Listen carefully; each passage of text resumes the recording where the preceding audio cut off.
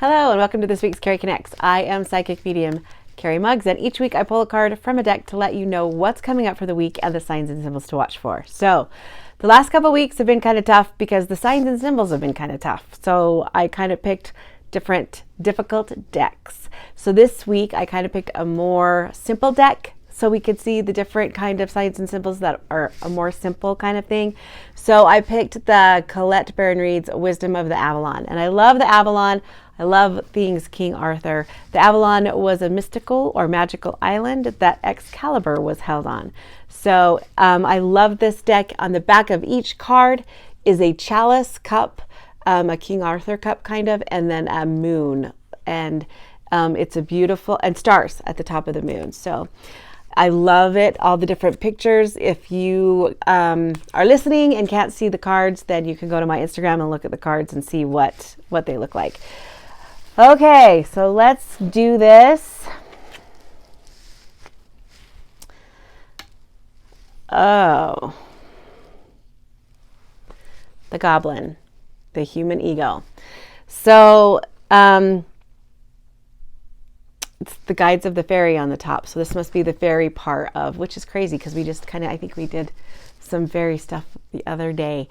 So the goblin, the wounded human ego. So this is more like, be gentle with yourself, be kind, give yourself some grace. And it could kind of work both ways. Like you're human. So be kind to yourself, give yourself some grace. Don't be so hard on yourself. Know that you're doing the best that you can. And also it can go to, don't be so prideful that you aren't open to other things. Don't be so prideful or don't let your ego get in the way. So our ego, I used to think when they said ego, I thought, it was kind of offensive really, because ego, people are prideful and that's the definition of ego, but really it's not. Ego kind of protects you, really. Ego tries to keep you safe. Ego tells you you can't do things, or ego says, no, you can't do that. Or if you're like, I want to do this and I want to start this new business, your ego will be like, no, let's just stay safe. And everyone will say this about you. Ego kind of tries to scare you and keeps you in fear so that you don't move forward. And so we don't want that part of ego. So if that's what's going on this week, or that's going to happen this week, if your ego gets in the way, and I'm not saying mostly like your pride gets in the way, just yourself. If you're like, your biggest stopping block is you. And I remember, it's so crazy that they use the goblin, because I remember listening to a talk, and I can't remember who it was by. I think it may be by Colette Baron Reid, or reading a book. But when you hear those voices in your head that tell you you're stupid, or you're dumb, or you can't do something, or you're not good enough, or that's a goblin. Those are the goblins in your heads telling you these things. Those are your ego. And honestly, your ego is just trying to keep you safe. Your ego likes comfort. Your ego likes stability. Your ego likes you to stay where you're at. Ego doesn't like growth. And so when you're trying to become this great thing, or trying to change, or trying to have a transformation, like all the past cards are saying is coming, or that we're going through, or that aha moment that we had last week, your ego can tell you, why try and be different? Why try and be better? Why you're not good enough for that? And just remember that it's just trying to keep you safe. The best thing you can do is name your ego. Give your ego a name, so that way when these things start talking to you, or when these things start coming through your head, or you hear these things, you can name it outright and say, be quiet. So, and it always isn't like you're so stupid, because I don't ever remember ever calling myself stupid. One, because my mom always taught me, you can never say the word stupid. That word wasn't allowed in the house. But there are other things that I can kind of tell that sometimes I get, like, am I good enough? Sometimes you get imposter syndrome. Sometimes you get, do I want my business to grow, or am I just good at staying here? Or sometimes you think, in relationships, you don't think you're good enough, or in jobs, or any kind of things like that. And so if you name your ego, if you give it a name like Larry, and I don't really find a different name, because I think Karen gets a bad rap, because, everyone says, don't be a Karen.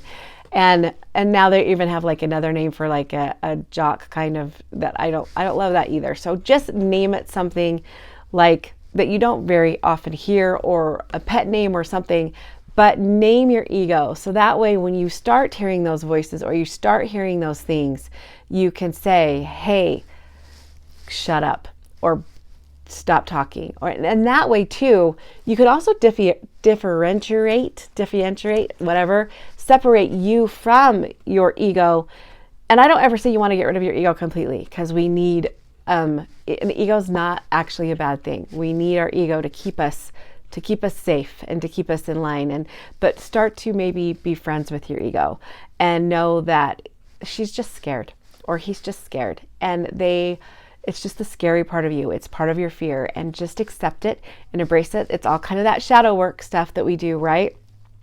So embrace the ego this week and work with it, and nicely tell it to keep quiet, and nicely tell it to mind its own business when you want to create new things or do new things, because it's time to create. It's time to, that's what we're here to do. And it's time to, and the frequency is raising. So it's time to create what you want. It's time to manifest, create, do the things you want to do. And you've got to be friends with your ego, not fight with your ego, not ignore your ego, but be friends with your ego. So work this week on being friends with your ego, or work this week on not being so hard on yourself, or kind of keeping your ego in check. And also too, when people come up to you with ideas, don't be a dream squasher. Don't let your ego get the best of you. Be open-minded to what other people have to say, and be loving.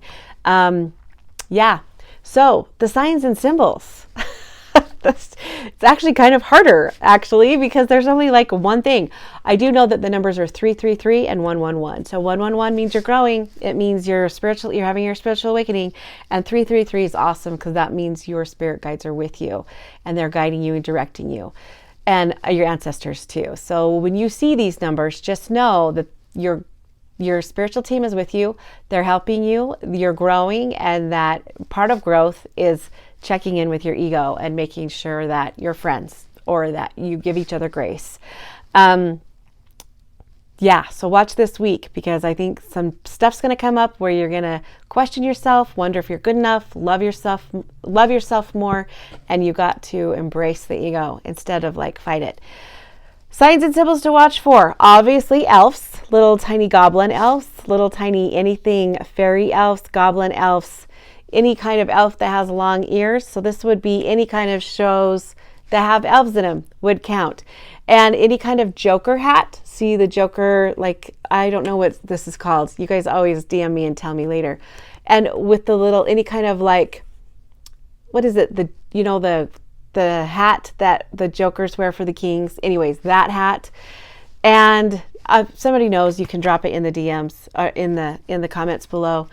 And gremlins, goblins. I would say gremlins would work. So if you see any kind of like gremlins on TV, or the Gremlins show, that would count too. Gremlins, goblins, elves, any kind of that you see is going to be a sign. And the numbers 111 and 333. So I love you guys so much. I love that you support and show up. And I love my little spunksters. I love you guys. So also too, if you could let us know. I'm kind of getting lots of people DMing me about the different things that they see, so that's great. But I think it would be cool if you comment below and let everybody, so save this down at the right, save it, and kind of comment and let me know how. I would love to see how the gremlin comes through. And also maybe too, the chalice. The chalice is going to work for me too. So if you see a chalice or a gremlin, those are the signs. Here's your sign. I love you guys so much, and I will see you next week.